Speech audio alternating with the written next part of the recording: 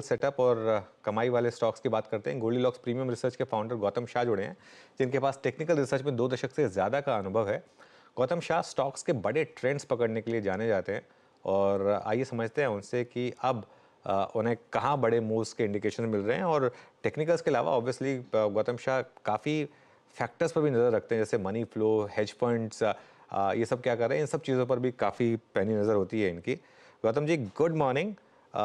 एक one way rally दिखाई है निफ्टी ने, क्या ये इंटैक्ट है और क्या अब ये लग रहा है कि 24,000 की तरफ भी जा रहा है, या फिर अब थोड़ा फ्रॉथ है और यहाँ पर प्रॉफिट बुकिंग एडवाइजेबल रहेगा? गुड मॉर्निंग अनुज। में तो रैली काफी अच्छी रही है, बट आई थिंक अब हमें हमें ये समझना पड़ेगा कि पिछले 4 महीनों में नवंबर दिसंबर में एक ऐसा फेज था जहां पर रिटर्न्स अच्छे से निकल रहे थे, आराम से निकल रहे थे।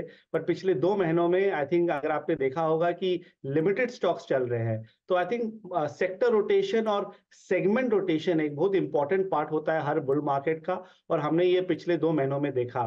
निफ्टी में तो अच्छी रैली है, बट अगर आप मिड कैप्स और स्मॉल कैप्स की हालत देखें तो काफी खराब है, क्योंकि इन जनरल मिड कैप्स और स्मॉल कैप्स में काफी वीकनेस है। बट अगर आप निफ्टी और निफ्टी हैवीवेट्स के बारे में बात करें, वहां तो देखिए ट्रेंड एकदम कंसिस्टेंटली स्ट्रांग रहा है।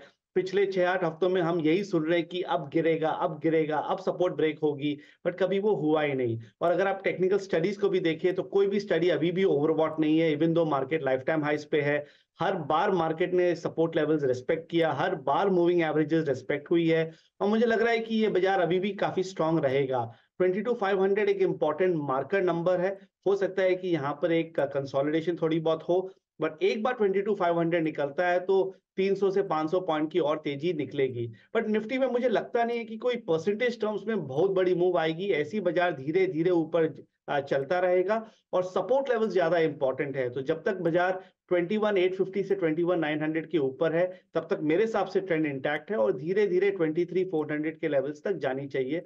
बट अगर आप लार्ज कैप्स की बात करें, अभी अपॉर्चुनिटी टॉप 100 स्टॉक्स में है, तो उसमें फोकस कीजिए। मिड कैप्स और स्मॉल कैप्स में अपॉर्चुनिटी अभी रही नहीं, वहां पर प्रॉफिट बुकिंग हो रही है, स्मार्ट मनी वापस लार्ज कैप्स में चला गया है, तो लग रहा है कि पूरा मार्च अभी लार्ज कैप्स में ही फोकस रहेगा।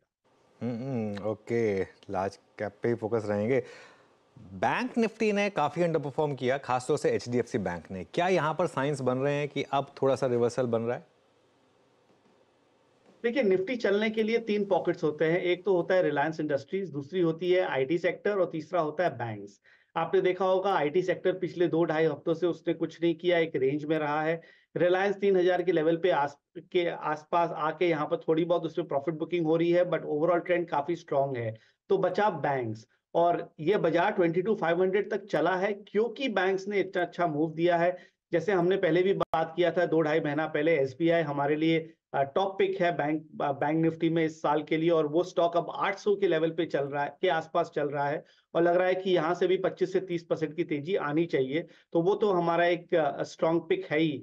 एचडीएफसी बैंक 1400 के लेवल पे हमारा व्यू क्लियर था कि खोने के लिए कुछ नहीं है, पाने के लिए हो सकता है कि थोड़ा सा टाइम लग जाए, क्योंकि ये स्टॉक ऐसा है कि इतनी ओवर ओनरशिप है कि हर बार कुछ भी अगर तेजी आती है तो सेलिंग प्रेशर आता है। बट ओवरऑल अगर आप देखें तो 1400 का इसमें बेस बन गया है, और ऊपर में ये 1550 से 1570 तक जा सकता है। और बैंक निफ्टी का भी चार्ट काफी अच्छा बन गया है, पिछले एक हफ्ते के मूवमेंट के बाद आईसीआईसीआई बैंक में भी काफी अच्छी स्ट्रेंथ है, और मुझे लग रहा है कि बैंक निफ्टी इस मूव में लाइफ टाइम हाइस क्रॉस कर जाएगा। तो 48,500 क्रॉस कर जाना चाहिए, और धीरे धीरे ये 50,000 के लेवल तक जा सकता है।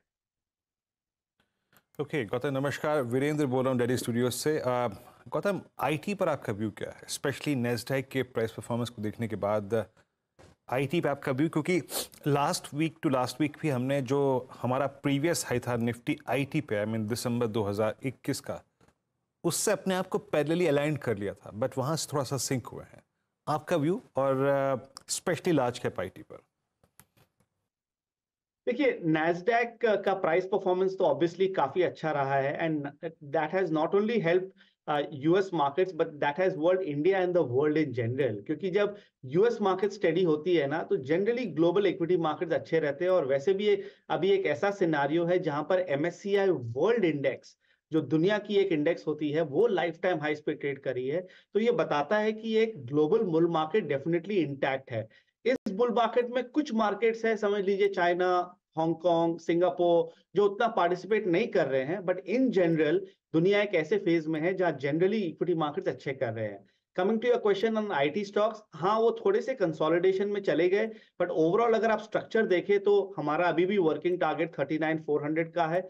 मुझे लग रहा है कि वो धीरे धीरे वहां तक चला जाएगा। आई थिंक जिस तरह से टीसीएस 4,000 के ऊपर सस्टेन कर रहा है, जिस तरह से विप्रो 500 के ऊपर सस्टेन कर रहा है, इन्फोसिस में जो पुलबैक आई है सपोर्ट लेवल्स तक, और एचसीएल टेक में जिस तरह की आउट परफॉर्मेंस रही है, आई थिंक ये लेवल्स पे आप सेफली खरीदारी कर सकते हैं, क्योंकि अगर आपका 3 से 6 महीने का व्यू है तो यहाँ से 10, 12, 15% की तेजी आनी चाहिए, और जो ओवरऑल सेटअप है वो इंटैक्ट है। और अगर आप IT index divided by the Nifty को देखेंगे तो वहां पर तो एक बहुत अच्छी टर्न आई है पिछले 2 महीने में। तो मुझे तो आईटी इंडेक्स अच्छा लगता है, सेफ लगता है, और 22,500 के इंडेक्स में आई थिंक आईटी में बेटर रिस्क रिवॉर्ड है in comparison to other sectors. अच्छा गौतम, एक और बात, इस साल फार्मा में जो मूव रहा है, या तो मैं इसे कैलकुलेट करूं या फिर उसे ध्यान दूं अप्रैल 2023 से, ये इंडेक्स लगभग 12,000 का इंडेक्स आज 19,300 पे खड़ा है, और जो रीसेंट मूव था नवंबर में शुरू हुआ, I think from 14,600 onwards to I think 19,330। अभी हैं, हमने इस मंथ के रिवॉल्वर्स के आंकड़े बहुत स्ट्रॉन्ग देखे, but at all time high, and specially after holding this vertical rise in charts, आपको फार्मा पे आपका आउटलुक और कहाँ कहाँ स्पेस है चुनिंदा स्टॉक्स में चेस करने लायक अभी भी है? देखिए, हमारा 6-8 महीने से फार्मा में काफी बुलिश व्यू रहा है, और फार्मा में खासियत ये है कि ये सेक्टर और इसके जो टॉप स्टॉक्स है वो धीरे धीरे बिना आवाज किए चल जाते हैं। आप सन फार्मा को देखिए, almost every week has been a new high for that stock in the recent past. हमारे वो लॉन्ग टर्म पिक्स में है जो हमने 6-8 महीने पहले रेकमेंड किया। मुझे लग रहा है कि फार्मा इंडेक्स यहाँ से भी चलेगा। हमारा इंडेक्स पे वर्किंग टारगेट है 21,600। 19,000 में एक छोटी सी रेजिस्टेंस थी, बट वो लेवल अब क्रॉस हो चुका है, और लग रहा है कि और इसमें तेजी बनेगी। आई थिंक ग्लोबल टेलविंड्स भी है, तो फार्मा हमें अच्छा लगता है, यहाँ से 10-12% की तेजी आनी चाहिए। और within the sector Sun Pharma तो हमारा टॉप पिक है, फॉलोड बाय सिप्ला, जहां पर मुझे लगता है कि 150 से 200 रुपए की मूवमेंट और अच्छी और आनी चाहिए, और डॉक्टर रेड्डीज जहां मुझे लगता है कि 700 से 1,000 रुपए की मूवमेंट आनी चाहिए। तो ये 3 हमारे फेवरेट्स है। जाइडस लाइफ भी हमने रेकमेंड किया, बट वो काफी चल चुका है, अब 1,000 के लेवल्स पे है। तो फार्मा में बने रहना चाहिए, और जैसे मैंने कहा फार्मा आईटी हमारा टॉप पिक्स है, फॉलोड बाय मेटल्स। मेरे हिसाब से metals will be the trade off the year, और मुझे ये सेक्टर में काफी अच्छी अपॉर्चुनिटीज दिख रही है। Okay, metals will be the trade off the year, काफ़ी इंटरेस्टिंग। विद इन दैट फिर कोई प्रिफर्ड पिक होगी क्या गौतम? बिकॉज ये आपके फेरस भी हैं, नॉन फेरस भी हैं, मोमेंटम दोनों में है वैसे। हाँ, मोमेंटम दोनों में है, और मुझे लगता है कि ये इंडेक्स यहाँ से 25% बढ़ सकता है। सो 9,500 से 10,000 तक का मिनिमम टारगेट मुझे मेटल्स में लगता है। हमारा फेवरेट्स तो देखिए नैल्को और सेल रहा है, जो हमने रेकमेंड भी किया था, और मुझे लग रहा है कि यहाँ पर भी बने रहने चाहिए। यहाँ से 20 से 50% की तेजी ये दोनों स्टॉक्स में, अगर आपका थोड़ा सा लॉन्ग टर्म व्यू है तब आनी चाहिए। अगर आप टॉप स्टॉक्स में देखें तो हमें जीएसपीएल अच्छा लगता है, जेएसडब्ल्यू स्टील में मुझे लग रहा है कि यहाँ पर टर्न अराउंड आनी चाहिए, और टाटा स्टील में आई थिंक खोने के लिए कुछ नहीं है, क्योंकि उस स्टॉक ने 130-35 के रेंज में एक अपना बेस बना लिया है, और अगर सब कुछ ठीक रहा तो अगले 12 से 18 महीने में आपको टाटा स्टील 200 के लेवल पे मिलनी चाहिए। सो इंडेक्स चार्ट अच्छा है, रेशियो चार्ट्स अच्छे हैं, और अगर चाइना में रिकवरी आती है जो लग रहा है कि अब आएगा, तो I think that will be a very positive sector for the metals index. और ये एक ऐसा सेक्टर है जो अभी अंडर ओन्ड है, ज्यादा लोग उसको देख रहे नहीं है। 2 साल पहले हम ऐसे ही रियल एस्टेट और कैपिटल गुड्स के बारे में बात करते थे, आईटीसी के बारे में बात करते थे, रिलायंस के बारे में बात करते थे। अब मुझे लगता है कि मेटल्स और फार्मा वैसे स्पेसेस में है। Okay, metals and pharma. अच्छा, बात क्योंकि मेटल्स की हुई है, केमिकल्स भी नॉर्मली उन्हीं फैक्टर्स पर भागते हैं। यहाँ बॉटम बना क्या? यहाँ चार्ट थोड़े खराब है। देखिए, चार्ट ओवरऑल बेसिस पे तो अभी भी खराब है। 3 महीने पहले मुझे ऑनेस्टली लगा था कि बॉटम बन जाएगी और उसमें तेजी आनी चाहिए। कुछ स्टॉक्स चले भी थे, आरती इंडस्ट्रीज में अच्छा मूव था, गुजरात फ्लोरो में अच्छा मूव था, बट अगर आप वही दीपक नाइट्रेट को देखें, नवीन फ्लोरिन को देखें, अल्कली अमीन को देखें, तो इसमें कोई स्ट्रेंथ रही नहीं। तो अभी थोड़ा सा कंफ्यूज स्टेट में ये सेगमेंट है, सेक्टर है। अभी इसमें हाथ मत डालिए, क्योंकि आई थिंक दूसरे बेटर अपॉर्चुनिटीज है। जब इसमें मोमेंटम पिक होगी, जब रेसिस्टेंस लेवल्स क्रॉस होंगे, तब इसमें वापस आएंगे। बट आरती इंडस्ट्रीज, गुजरात फ्लोरो और नोसिल, ये 3 स्टॉक हमारे टॉप पिक्स है अभी केमिकल स्पेस में। बाय द वे, एक बार जरा आप इंटरग्लोब एविएशन लेकर आइए और देखिए क्या शानदार मोमेंटम दिया है स्टॉक ने आपको। डे ट्रेडर का तो अच्छा पैसा बन गया होगा, अगर आप डे ट्रेडर ना बहुत अच्छा पैसा बन गया होगा आपको, क्योंकि मार्केट ने ब्यूटीफुल सेटअप दिया आपको और वहाँ से आपको रिवॉर्ड करके दिया आप। तो अच्छा, एक और मैं आपसे जानना चाह रहा था गौतम, रिलायंस पर अब क्या व्यू बन रहा है? क्या अब रिलायंस लीडर है इस मार्केट का? हाँ अनुज, ऐसा ही कुछ लग रहा है, क्योंकि रिलायंस जिस तरह से 3000 के लेवल पे एकदम कंफर्टेबल सा हो गया है। क्योंकि पहली बार पहले क्या होता था पिछले 1-1.5 सालों में, जैसे ही वो 3000 के आसपास जाता था तो उसमें सेलिंग प्रेशर आ जाती थी। इस बार वो नहीं हो रहा है और लग रहा है कि ये तैयारी है 3000 के ऊपर जाने की और सस्टेन करने की। और अगर वो सस्टेनेंस आता है, जो मेरे हिसाब से आ जाएगा, तो 3250 से 3300 मिनिमम रिलायंस जानी चाहिए। और रिलायंस में अगर 10% का मूव आता है ना, तो ये पूरे निफ्टी को एकदम होल्ड करके रखेगा। और ये सब इंडिविजुअल स्टॉक्स जब हम देखते हैं ना, तब हमें लगता है कि निफ्टी में ज्यादा फॉल नहीं है। बीच बीच में थोड़ी बहुत करेक्शंस आएगी, वो आपको डराएंगे, बट सपोर्ट लेवल्स बने रहेंगे।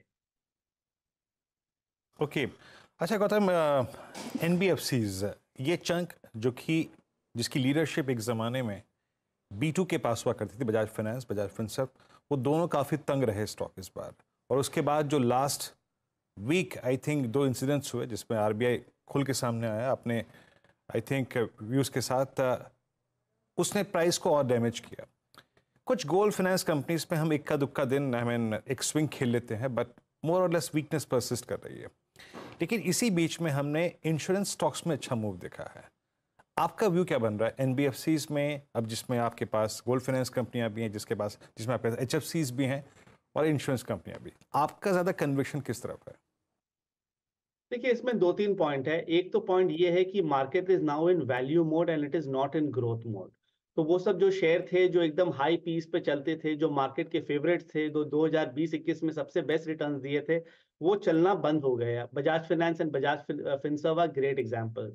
सेकेंडली, जो आरबीआई का स्टेप्स था लास्ट वीक, उसके कारण काफी स्टॉक्स के सेटअप्स खराब हो गए और उसके कारण जो अच्छे स्टॉक्स थे उसमें भी कोलैटरल डैमेज आ गया है। तो एक बार उस सारे NBFC stocks under performance mode में चले गए हैं, तो मुझे लगती नहीं है कि यहाँ पर अपॉर्चुनिटी है। तो एक बार के लिए दूर रहना चाहिए। Let the dust settle, let there be some stability in the NBFC space, इसको वापस देखेंगे। अभी रादर बैंक्स में फोकस कीजिए, वहां बेटर अपॉर्चुनिटी है। पर जैसे आपने गोल्ड फाइनेंसिंग कंपनीज के बारे में बात की, देखिए मैं पिछले 1 साल से ये कह रहा हूं कि मेरे हिसाब से gold is one of the bigger opportunities of the next few years. आप देख रहे हैं कि गोल्ड अब $2200 के आसपास है और यहां से मुझे लग रहा है कि $2500 तक चला जाएगा। तो अगर वो होता है तो गोल्ड फाइनेंस कंपनीज में तो डेफिनेटली अपॉर्चुनिटी है, वहां पर खरीदारी करनी चाहिए। बट दूसरे जो एनबीएफसीज है उससे दूर रहनी चाहिए। इन कंपैरिजन अगर आप इंश्योरेंस के बारे में बात करें तो ट्रेंड्स काफी स्ट्रांग है। एसबीआई लाइफ देख लीजिए, आईसीआईसीआई लॉम्बार्ड देख लीजिए, आईसीआईसीआई प्रूडेंशियल, और अब धीरे धीरे एचडीएफसी लाइफ भी चल रहा है। इंश्योरेंस एक बड़ा थीम है, एक बड़े कंसोलिडेशन फेज से निकल रहा है। तो इंश्योरेंस में मुझे अच्छा लगता है, बट इंश्योरेंस में आपका थोड़ा सा लॉन्ग टर्म व्यू होना पड़ेगा। शॉर्ट टर्म में काफी वॉलेटिलिटी है जो ट्रेडर्स के लिए अच्छी नहीं। ओके गौतम, बहुत बहुत शुक्रिया आप इस कार्यक्रम में शामिल हुए। सभी सेक्टर्स पे, निफ्टी बैंक पे, निफ्टी आईटी पे अपने अपने आउटलुक शेयर किए। बहुत बहुत शुक्रिया and have a nice day Gautam. बता दें कि मनी कंट्रोल पर दिए गए विचार एक्सपर्ट्स के अपने निजी विचार होते हैं। वेबसाइट या मैनेजमेंट इसके लिए उत्तरदायी नहीं है। यूजर्स को मनी कंट्रोल की सलाह है कि कोई भी निवेश निर्णय लेने से पहले सर्टिफाइड एक्सपर्ट की सलाह लें।